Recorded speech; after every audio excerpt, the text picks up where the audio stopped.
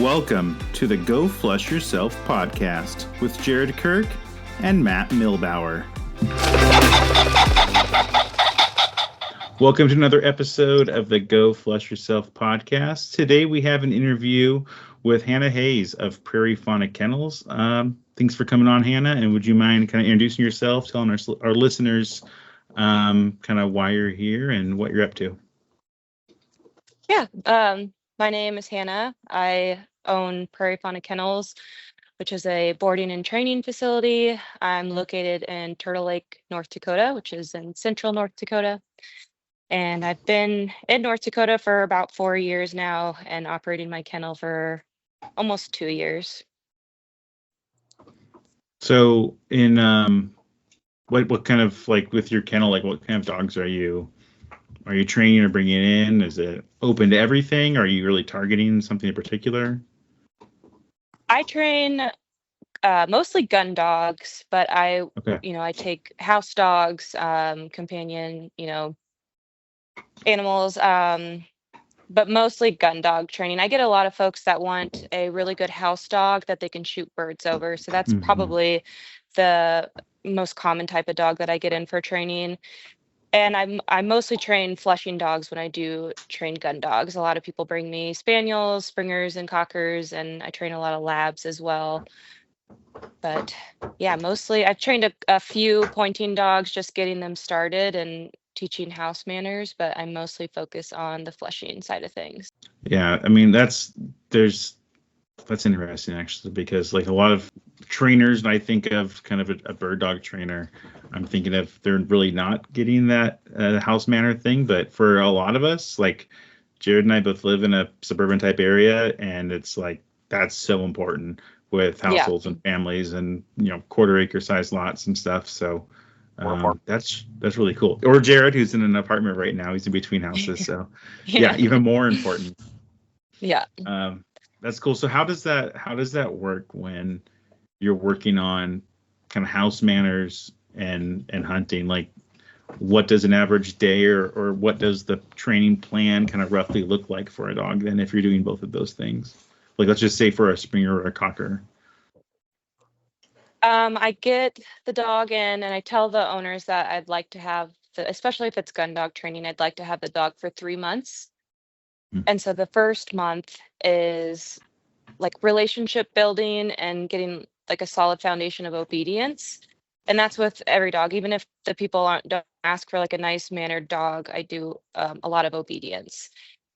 And with my gun dogs, I really don't do much bird work at all in the first month. So it's the second month when I've got a good relationship with the dog. I can trust them, off leash, don't chase, good recall. And then I start introducing birds and start gun conditioning. And we spend the second month kind of getting them introduced and used to birds, hunting in front of the gunner. When we're out in the field, you're looking for something. And then the third month is usually when I'm troubleshooting any issues that come up. Any stubbornness that usually I don't know what it is, but there's a window of when I have a dog that's about like the middle of the second month that they just kind of go rogue. And so that third month just gives me enough time to work on any issues that come up and just get everything super solid. And by the end, I like to have a dog that, is good in the house. If it's someone that comes to me that wants a well-mannered house dog, I've got 2 kennels on my property. One is an attached garage to my home. And so I've got some kennel runs out there, and I take just a few house dogs at a time, and I'll rotate them in the house and do some training, don't get on the counters, don't jump on people, place training. And then, when I go out to do the formal training with all the dogs, they get in the rotation of the gun dog training. And yeah, at the end of the 3 months, there's a dog that when you let them out of the truck, they'll get out in front of you and find some birds, stay in gun range, retrieve. I do a lot of I hold condition all the dogs that come in for flushing and retrieving. And so people will have a dog that'll go out and pick up a bird, bring it back, deliver it nicely, and then also well mannered, heel, sit and stay, and nice in the house if they want that. That's great. So at that 3 months, you're saying you might kind of lose, like, so the dogs seem to kind of maybe give you a little middle finger or something at that point. Yeah. Are you getting dogs kind of at a puppy's age? And is that an age thing, or are you getting dogs from all over the spectrum when it comes to age? I Like, are get a they hitting lot of adolescence in that third month, or? it could be that because my minimum age of when I'll take a dog is 6 months. If it's and it also depends on the breed. Like if it's a cocker and it's 6 months old and they're losing their mind and they just need some space from it, I'll take it. But if they're not in a hurry, I'll encourage them to wait a couple more months just because when a cocker is 6 months old, they're tiny. So they can get, bigger and mature a little bit. But yeah, I get a lot of, anywhere from 6 to 9 months old and for training. And so yeah, that second month would put them right at the adolescent, stubborn teenage phase. So but it's yeah, usually puppies, maybe 1 year old. Sometimes I'll get a little bit older dogs in, but mostly younger dogs. Yeah. Jared might be able to relate. I think how old Jared has a Springer named Bones. How old's Bones right now, Jared? Bones is adolescence. He's like right at 7.5 months, so he's right in the kind of middle finger phase. But it's a good time. Yeah, I have a Springer at pretty much 7.5 months right now as well. He's awful. Yeah, it's true. Yeah. Well, Jared's lucky he has 2 teenage humans at home and 1 teenage dog now. So yeah. Yes, lucky. That's the word. Lucky. Yeah, I'm lucky. I have a kennel. I can just stick them in if they are too crazy in the house. But if it's my personal dog, I'm raising them to be field trial dogs, and you want the field trial dogs to grow up pretty feral until you start their formal training, which I don't start till they're about 11 months to a year. So it's pretty hard that first year of their life. Okay. So what's the difference then? You mentioned a field trial dog and maybe someone who wants a house dog that hunts sometimes. Like from your perspective as a trainer, what are you looking at as the differences? Because you're saying that maybe you'll start the trial dogs later, let them. I'm kind of assuming kind of really build up their kind of personality and confidence. I imagine. But what's that like in your eyes? What's the difference there? Yeah, for my trial dogs, you want them like right on the edge of control and like as much of energy and independence as you can have while still having some control over it. So if you start when they're young, they can kind of get sucked in and rely on you too much. So if you kind of let them gain the independence as they grow up, and then yeah, you get to learn their personality and what type of training they're going to need because they go through steadiness training, and that's a lot of pressure. And that varies so much between dog to dog about the training that you have to put into each dog. And if they're a year old, kind of what their quirks are and how to navigate that without making any mistakes that'll show up in a trial later on. So yeah, I wait until they're fully mature really, and that they can really understand what I'm asking of them and handle the pressure of what I'm asking of them. And yeah, I like that 1 year mark. Pretty much every dog has been ready at 1 year, but I have one right now that she turned 1 in July, and I started setting her at a year old and she just still wasn't ready. So I hunted her all season, and I'm going to try again now that she's a little bit older. Okay. So like, for example, Jared and I, we're not testing or trialing our dogs. We're hunting as much as we can during the season. Not to say we never will. Maybe that will change some days. We delve deeper and deeper into the spaniel world. But what if someone was kind of going the trialing way with training their dogs? What would that look like for someone who wanted to hunt their dog as well and have them in the house? Like you're saying, kind of get them edge of control, to have that drive and that energy. Like what is that? Would that not be advisable, I guess, for someone living in the suburbs in a neighborhood with kids in a house, and that's where your dog lives? Like, is that like, wow, that's a lot to ask, or is it doable, or what's kind of your thoughts there if someone asked you that? And this is for like a person in the suburbs that wants a trial dog as well. Wants a trial dog is gonna hunt with Yeah. it, but like, is that you're like, whoa, are you sure you want to do this, or is it like, no, it'll be fine, just you're gonna have kind of interject? Like, how does that look if someone asked you that question, and wanted to get you to train their dog? Yeah, so it's kind of two-sided, because also, like, one, if you want a nice trial dog, you want them from field trial lines, Yeah. and those will put out a little bit more high energy dogs. And so you have that. And then if someone came to me and they were like, I have this 6-month-old puppy, I really want a field trial, what do I need to do? I would ask them if I could take their puppy and raise it and get it ready for trialing and kind of get it started. And if they want it back, I'm giving the dog back where I want it to be later Right.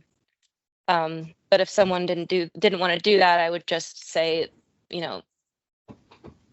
the advice I got from the guy who mentored me when I first started field trial training was everything up to a year old is a suggestion. Like, all the training is just a suggestion. So Okay. you can do the training, but don't get on them. Don't put a lot of pressure on them if they're not really picking it up. So that's kind of the advice I would give to someone if they were raising a dog that they also wanted to eventually trial. Got it. It seems like a tough line to walk. I know people that do it, but it is. seems, yeah. I was curious what your thoughts were on that, or experiences were if some people out there doing that. And plenty of people do. I know a lot of folks, Yeah. In field trials, there's amateur stakes and open stakes, and the amateurs, you can't be a professional dog trainer. So these are people with dogs that they live with, and they're hunting with, and they're house dogs, and also really nice field trial dogs. So it's possible. Yeah. It is a balance act, though. Yeah. And getting field trial, like Jared and I both have, well, one of my springers, I'm looking at her, she's chomping on bone behind me. And then one of my springers and Jared's springer, they're both from trial lines, both from Rocky's Kennels, Josh Riddle, Josh cool. Riddle, yeah. And they, so they're trial dogs, like they have the pedigree there at least, and they're, we definitely see that energy in our houses, especially I think Jared right now with the age he's at. Mine at 2.5 is starting to like chill out and she'll just lay down. But yeah, definitely can relate to that. Yeah. So with cockers and springers, let's talk about those two. We can talk about other breeds as well, maybe bring in labs as well. But cockers are becoming very popular right now with a lot of people. They're kind of in vogue amongst people who own lots of different breeds of dogs, even outside the Flushing world. Okay, so this question's kind of twofold, and maybe to answer one of them, you have to answer the other part of it. At least kind of cockers versus springers, what do you see as a difference, or do you see much of a difference when it comes to training or just living with them? And then why, in your opinion, do you think cockers get this kind of popularity push, but springers have kind of been steady, maybe a little under the radar for a very long time? There's definitely a difference between the breed as far as training them. And I prefer training a cocker just because I like a dog that, my training philosophy is train the dog in front of you. So whatever the dog's personality is, I'm going to adapt my training to it. And cockers, I feel like every cocker is different. And I like that. I like to figure out how dogs tick and what each individual dog needs to reach our goals. And springers just seem to be really consistent. Like, they just want to do what you want them to do, which is nice. And you would think that I would prefer that. And when I'm starting my training day and I'm like, my patience is not here today, I'm just going to train the springers. I'm going to start with them because they're going to put me in a good mood, rather than cockers. But I've been told, and it's 100% true, when you're training a cocker, you have to make the cocker think it's their idea to do things. So they're a little stubborn. They can be really hard-headed, or they can be really soft. And I just like the way that they tick. And then a springer's just dependable. I mean, it shows up in field trials as well. The springer stakes are so much more competitive than the cockers, because anyone's cocker, no matter how good they are, can screw off and just have a day and say, I ain't doing this today. But springers tend to be really consistent at trials. You got to have a really perfect performance to do well in those trials. Yeah, like I totally get what you're saying. I was labs my entire life for the most part, outside some pointy dogs when I was a kid. But and then I actually got a cocker from Josh. Oh, cool. And I ended up bringing it back to Josh and being like, what do you like? We can't live with this little monster in our house anymore. I'm so sorry. Like, what can we do? And he's like, Mr. Matt, you need a Springer. I think that'll be better for you for the exact reasons you're saying. And I love that little cocker because her personality just like just glowed out of her. Like, and she was fun to train, but when you trained her, it felt more like a conversation. Then with a Springer, it's like, yeah, do this thing, this repetitive thing. You'll figure it out, and you're happy. You're making me happy. Everyone's happy. But the cocker's kind of like, why should I do that? Like, it really felt like I'm trying to show her why I had to do it. But like my next dog, I have it like, do I want a cocker or do I want a Springer? I'm loving the spaniels and I want to stay with it. But it's that same thing you brought up, like the dependable Springer. Like, yep, I would be totally happy with another Springer. All would be good. But it's like, it's so much fun to have a little cocker running around. And I don't know. So yeah, it's that dilemma between the two. So I definitely feel what you're saying. Yeah, I think the cockers have the popularity that they do because they are just fun to watch. I mean, they're a tiny little dog and they do such big dog things. I mean, I've never giggled while hunting as much as I do when I'm running my cockers. They're animated, they've got huge personalities. Everything they do is just so impressive. And I think just they're the small size that they have and what they can do, I think is getting attention. And I mean, personally, if someone asked me like, should I get a cocker or Springer if I didn't know them, I would say Springer because you really can't beat them. I mean, like when I'm pushing cattails, I'm gonna lean towards my Springer because they're more powerful. Their legs are longer. They can really push through them.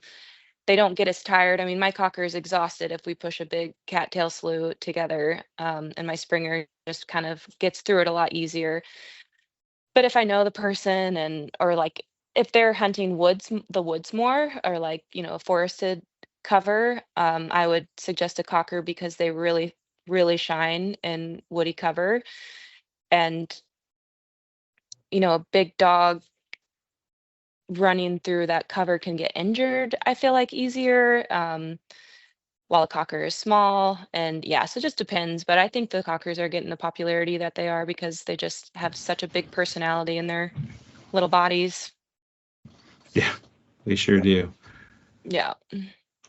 Yeah, Jared's little bones, Springer again, but I think for a little bit we were worried if he was a cocker. Josh got him confused because everything people say about cockers, I'm like, that's my dog to a T. So I'm still not sure Josh gave me the right one. No complaint, but I'm seeing a lot more cocker personality than I am Springer personality. Yep, I've seen that for sure. I've got a Springer actually that's not only a cocker personality, but she's the size. She's tiny. She's 28 pounds, size of a cocker as well. So yeah, I can definitely see that. How much is Bones weigh now, Jared? About 30 pounds? I think he's like 30 pounds. He still looks the exact same. Like he's still pretty tiny. I mean, a pheasant is about the same size as he is. Yeah. Well, from stem to stern, maybe, but yeah, I mean, not. I mean, he's not a big dog.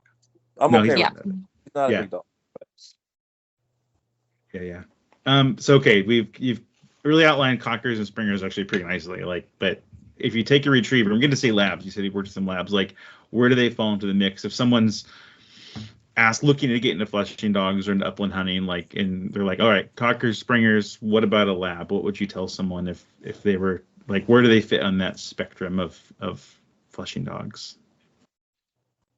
Yeah, just like I said, you can't beat a Springer. You also really can't beat a lab. And I ask myself, like, I live in North Dakota. Why don't I have a lab? Because they're perfect for everything here. Like if it's cold, I can't take my cocker waterfowl hunting over water, and a lab I wouldn't even, bat an eye towards it. But labs and I love when I get a lab in for training because they're just biddable. I've yet to find like a true middle finger in a lab. I mean, they just want to do what you want them to do, and like even more so than a Springer. Yeah, it's just I feel like I don't have a training program, but I have the steps that I like to take. And with a lab, it's just take the next step, and they're like, they do what I want them to do. It's really nice. I don't have to really troubleshoot. I really like a lab. Yeah. It's like what you're saying between the Springer and Cocker. I think with the Springer being more dependable, I think the lab takes that even more extreme than the Springer does. And they do have their differences. Obviously, they're retrievers and not spaniels, so there are a lot more differences there. But yeah, I definitely see that having. I guess I've had 3 of those now. I think I just like to torture myself apparently, because out of those 3, the most difficult breed is the Cocker, and those are my favorite. Well, you have to have a challenge, right? You can't be. Oh yeah, Can't be easy. Definitely. Yeah. Yep. And I guess every Cocker, I mean, it's true of every dog, obviously. I can say that, but like every Cocker you get, it's like, what's this one going to be like? Imagine, like, just having the one that I had for 6 months, she was so much fun to train, but seeing a bunch of them and seeing their little personalities, like, that would be a blast. Yeah, the diversity in personalities between, dog to dog and the Cocker breed is wild. I mean, I get a Cocker and like the first few weeks is just figuring out what I have. I have one right now that, oh my gosh, she's wild. I mean, crazy. She does not care about me at all. Just does her own thing. I'm really good friends with the owner, and I'm like, I don't know what I'm gonna do with this dog. And then I've got some that just like won't leave my feet and like worship me and want to do whatever I tell them to do. So it's just, I like figuring those dogs out. Yeah, for sure. So like, are there breeds out there that you haven't had a lot of exposure to that you're really curious about, whether it's pointing breeds or anything else, or even non-bird dog / hunting breeds, like that you're like, I hope someone brings me one of these, so I want to learn this dog, or maybe want to own one someday? Yeah, so someone reached out to me that had a standard poodle and asked me if I'd ever worked with them. And I'd worked with doodles before, which I'm assuming are not the same, but, and I told him like, no, I've not ever worked with a poodle, but I'd love to try. I think that would be so cool. I have a friend who does hunt tests, locally, who has a standard poodle, and it's just a different type of dog to watch work. It's really cool. Yeah. So I think that would be a fun dog to work with. Yeah, it'd be cool. I mean, I'm not sure how many like, or if there even are like field bred poodles anymore, standard poodles anymore. I know there's working lines. Maybe I'm sure they're out there. Actually, yeah. But yeah. I guess I haven't really run across them, at least over my way. But they'd be really interesting, actually. Mm-hmm. Yeah, I mean, the coat would be good too. If we're living in a home, they don't shed very much. They're closer to hypoallergenic. Yeah, maybe you're selling me on a poodle now. Yeah. Cool.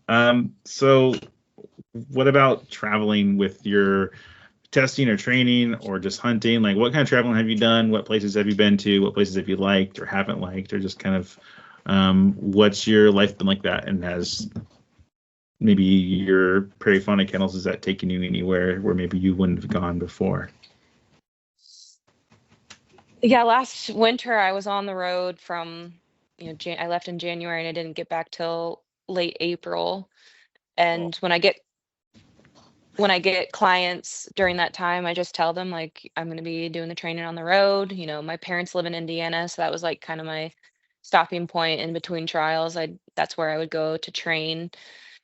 And I trialed from Colorado to North Carolina, Virginia. I went all over they call it the spring circuit, and ran a lot of trials with. I have one personal Cocker that I had in all age at that point, so I ran her, and then I ran my friend's Springer, and then I had my own Springer, and then ended up getting a client dog Springer that I ran last spring.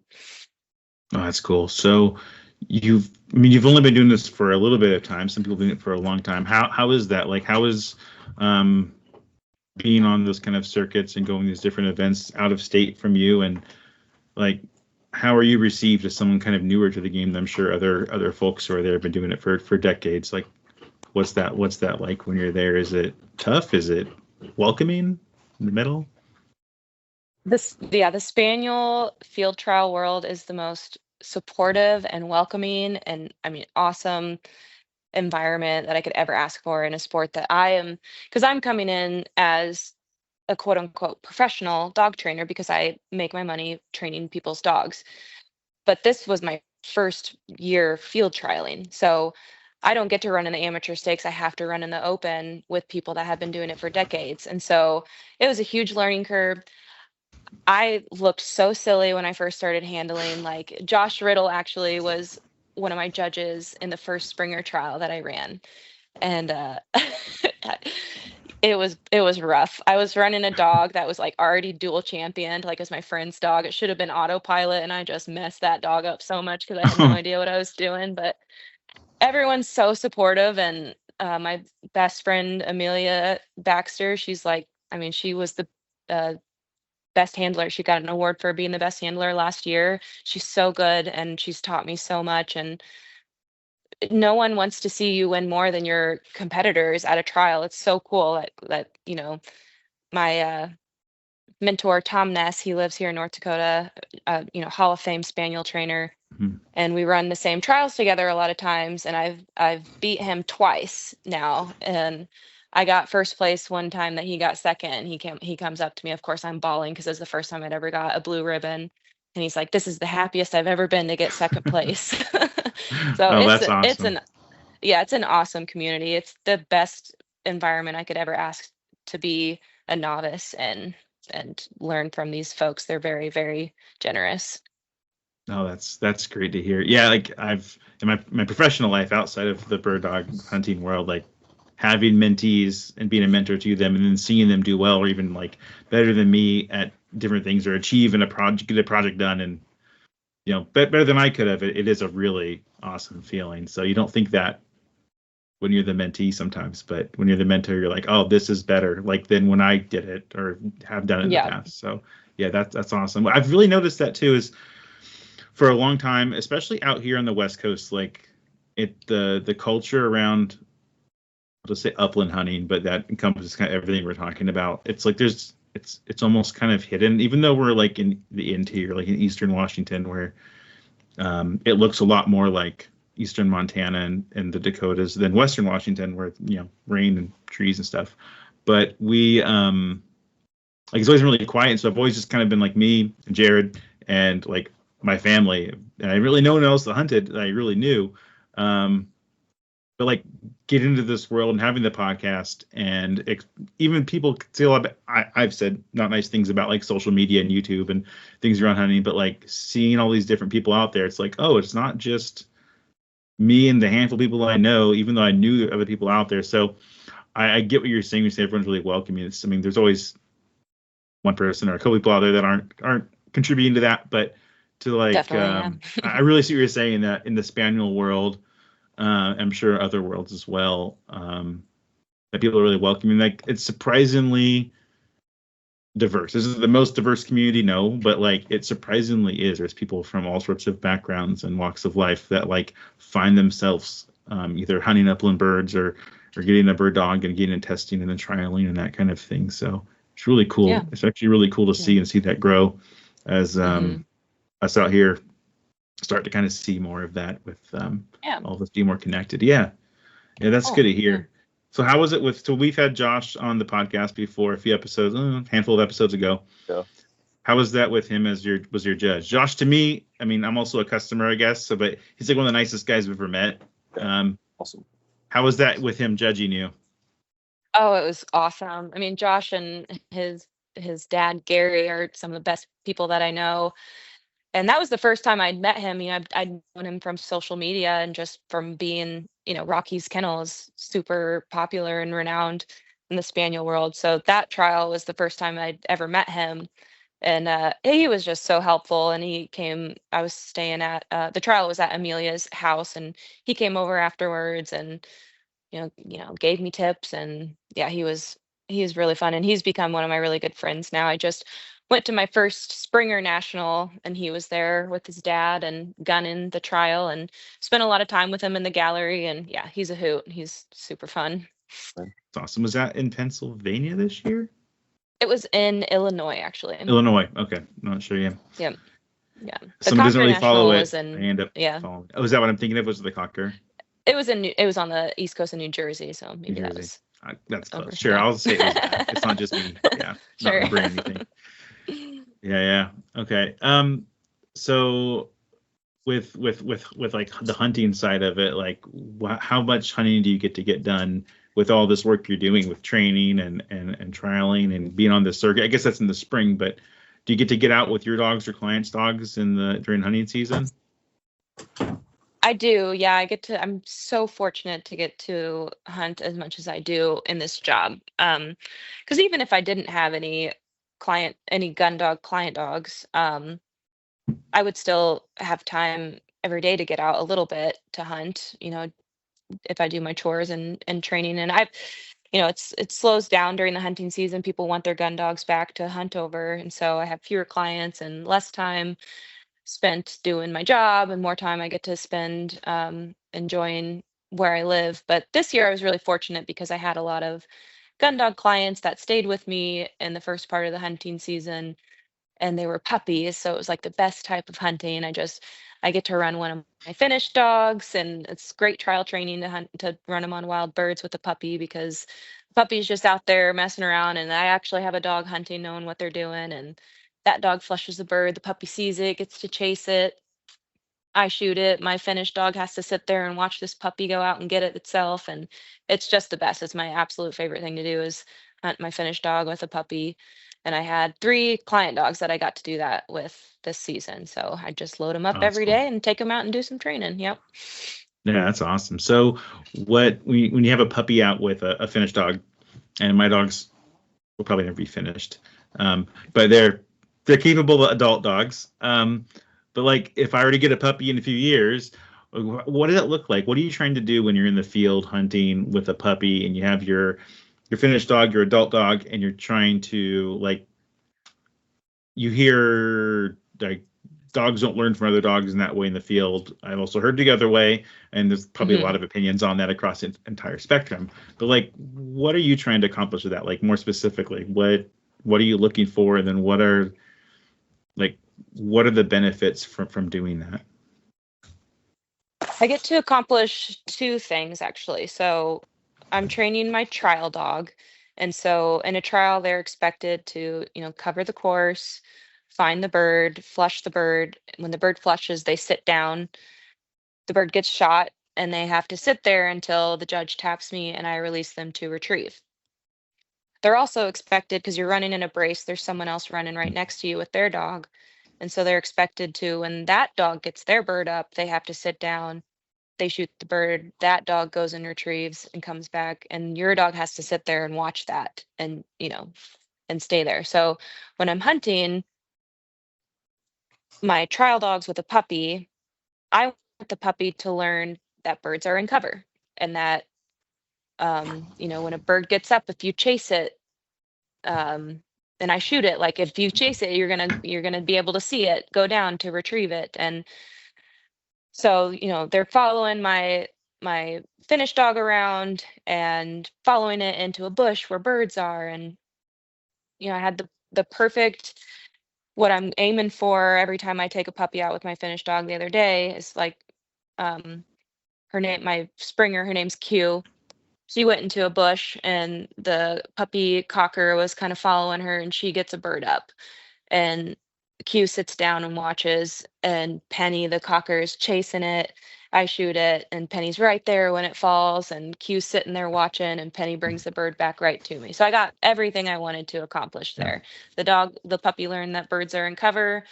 My trial dog got some honor training, and the puppy got to retrieve. It was one of her first birds. So that's kind of what I try to accomplish when I take both of them out. Yeah, that's super helpful. Yeah, go ahead. Yeah. Keep going. Yeah. Well, I was gonna say, when I take just my finished dogs out, they get to retrieve, and if there's a puppy there, they don't see the bird go down. My dog's sitting there, watch the bird go down. I can send them on the retrieve, and I still have a dog that's gonna go get it for me. So yeah, it's great. Yeah, that's actually really helpful, because I don't know, like, I've heard the opinion, like I said earlier, of when you have a puppy, like, to train it separately and hunt your dog separately. But and I did a little bit this year where I was alternating, like, opening day, Jared and I hunted most of the days. An inside joke where Jared will hunt a lot and I'll hunt a little bit and then go get some food and then take a nap. So Jared's like, opening day, you're hunting all day with me. And I'm like, yeah. And we got to, like, what time, Jared?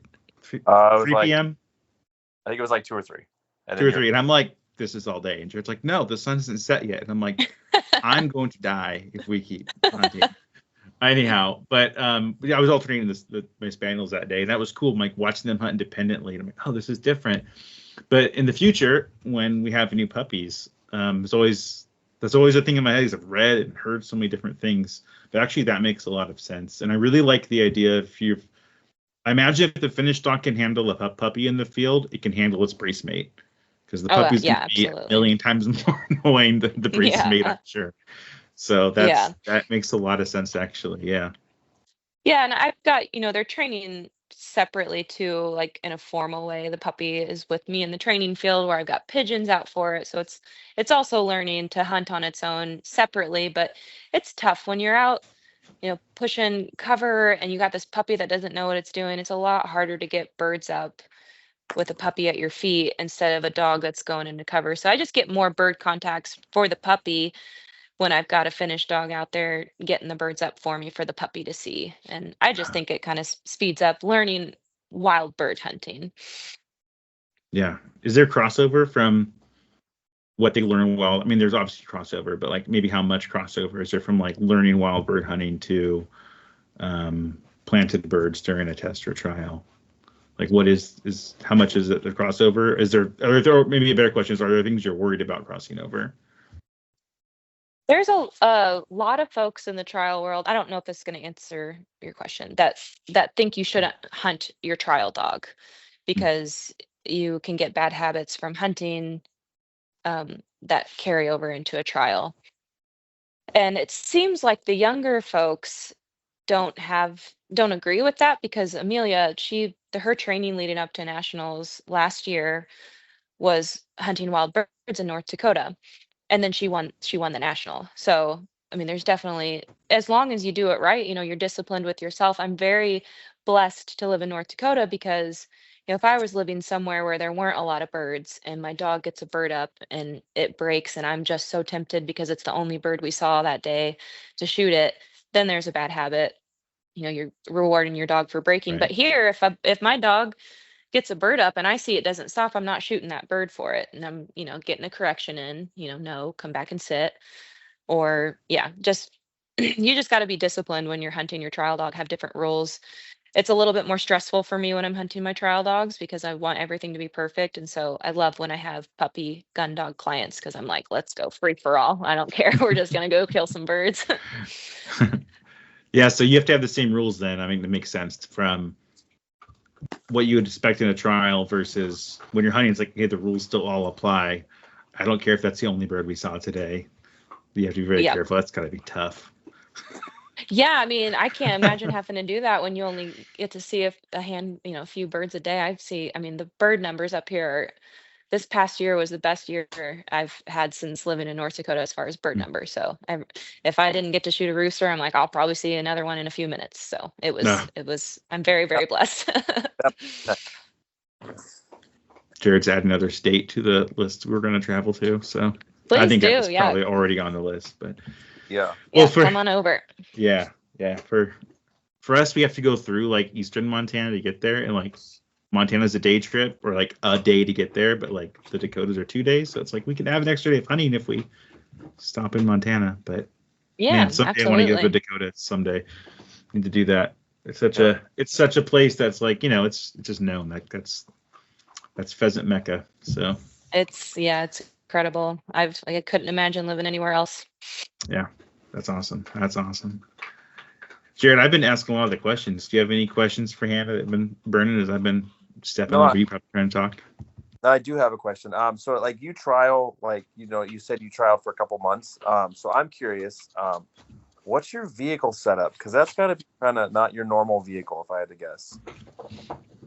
Yeah, I've got a 1-ton Ford diesel with a chassis dog box that has 12 holes in it.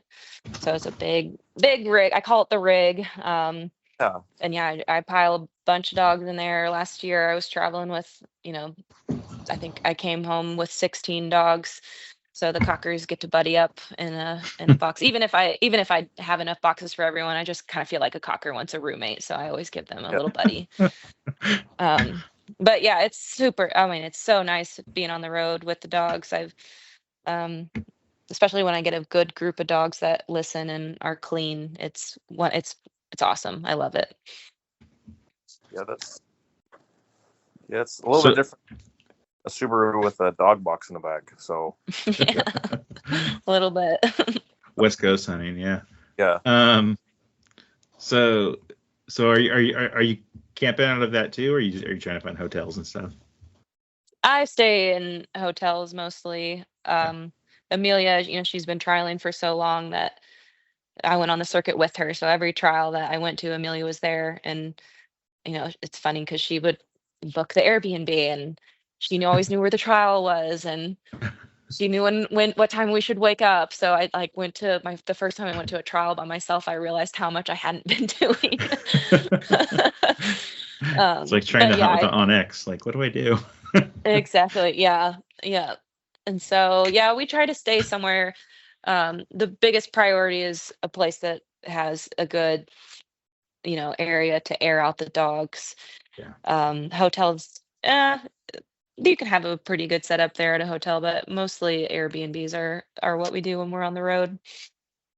Yeah, that makes sense. Trying to find one that's dog friendly too. Are the dogs come in the Airbnb, all of those? Or are you getting them in their own situation set up Yeah, they sleep in the truck. in the truck? Yeah, Yeah, it's yeah. a lot of dogs.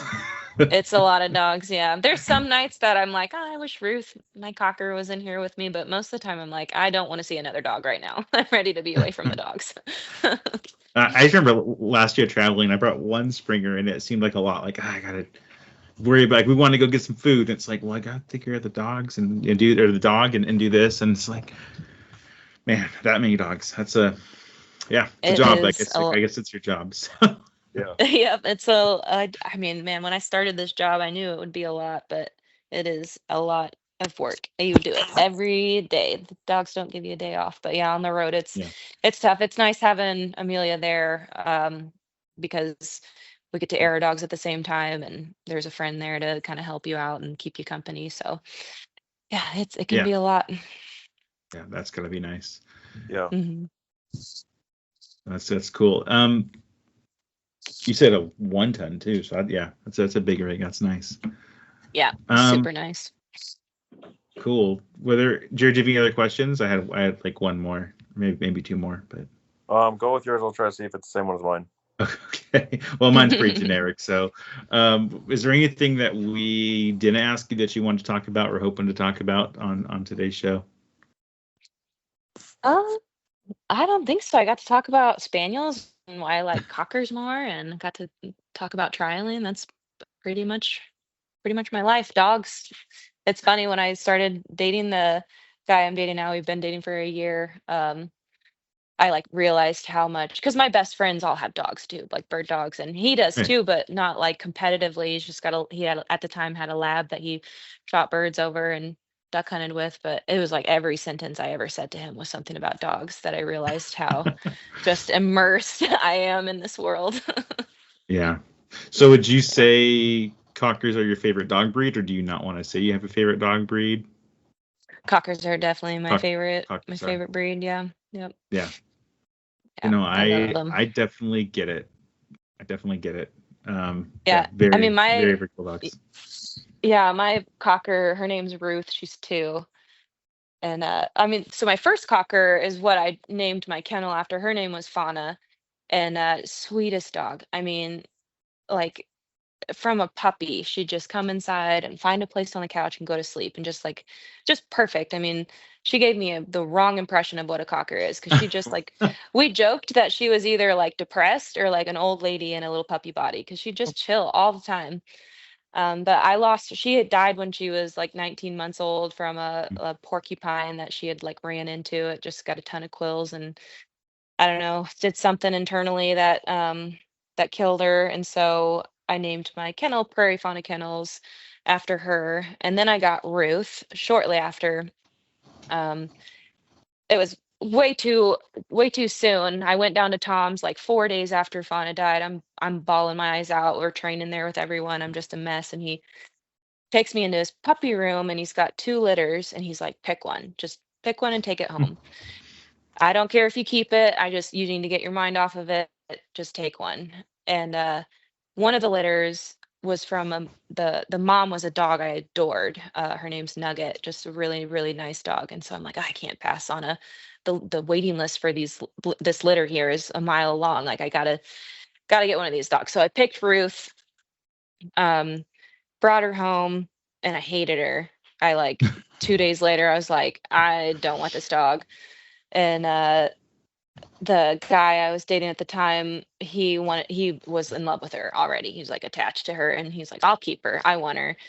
And so we kept her, and I ended up, she's the best thing in my life. I love her so much, but she is the opposite of Fauna. She's awful. She's the naughtiest dog I've ever had to take care of. I mean, anything that she can do to like get into trouble, she does. I mean, you turn your back, she's on the counter eating your leftovers, like just knock stuff off of things. I mean, she's just awful. But I love her for whatever reason. She's like my one house dog that's always in the house, even though she just terrorizes it. Her registered name is Awahi. The roof is on fire because she will like probably burn my house down one day. And I just love her. I mean, I would have 100 Ruths if I could and no house because they'd burn it down. So at this point, you'd rather have personality wise a Ruth personality over the Fauna personality? I've really grown to love like a little like asshole cocker. Like they're just like, I don't know what it is. Like I have my younger cocker, her name's August, would never do anything wrong. Like she would rather die than step out of line, which makes training her really, really difficult. So yeah, I like a little Spitfire, I guess. They're more fun. They're more fun in the field too, right? Like I feel like they just get after it a little more in the field. Absolutely. I mean, if I have a puppy, what I want to see in them is Ruth. Like just be an asshole and be crazy and just that's what I want to see in a dog if I'm going to trial it. And August is a nice dog. She will be. She's just really, really soft. Right. Yeah. That's cool. Jared, did I ask your question? I don't think I did. I did? You did. Sounds good. Yeah. We should spend more time apart, Jared. We're starting to mind meld over here. Right. Just a minute ago, earlier today, we were texting about something, and we texted like the same thing, like at the same second, and I'm like, oh my gosh. Do you guys live near each other? Are you guys nearby? Yeah, our wives are best friends, and so cool. Best friends, and then Jared and I became friends. Our oldest were 1 year old. Oh wow. So 15 years ago. Yeah, 15 years. Yeah. That's cool. And I'm like, awesome. You hunt? He's like, you hunt? I'm like, all right. Go, friends. Yeah, I'm out here. It's hard to find people that like bird hunting as much as you do. It's like someone will be like, I hunt ducks. Like, okay, it doesn't count. I need you want to go chase upland birds with me. For months. My best friend of like 13 years lives 15 minutes away from me in the middle of nowhere. I mean, I live so remote, and she somehow found her way 15 minutes away, and it's the best thing ever. I mean, we spend almost every day together and hunt together all the time. There's such value in having friends that enjoy the same hobbies as you. That's true. Yeah. Jared moved away to Arizona for a couple of years, so I get it. He came back. Now. And he got a Springer, so now we're just in heaven. There you go. Not going anywhere now. Yep. Whether you like it or not, you're here now. Yeah. Well, great. Thanks for coming on, Hannah. I don't think we have any more questions for you, but I guess you can end up on like, where can listeners find you, or social media, Prairie Fauna Kennels? Like, where do you want people to direct listeners to? Yeah, I'm pretty active on Facebook and Instagram, and it's at Prairie Fauna Kennels, all one word. That should take you to my Instagram, and then if you just Facebook search Prairie Fauna Kennels, you can find me there too. And I have a website, prairiefaunakennels.com. Awesome. Thanks again for coming on, and we'll have to have you on again sometime to talk more Springers and especially Cockers. Yeah, this was awesome. Thank you guys so much for having me on.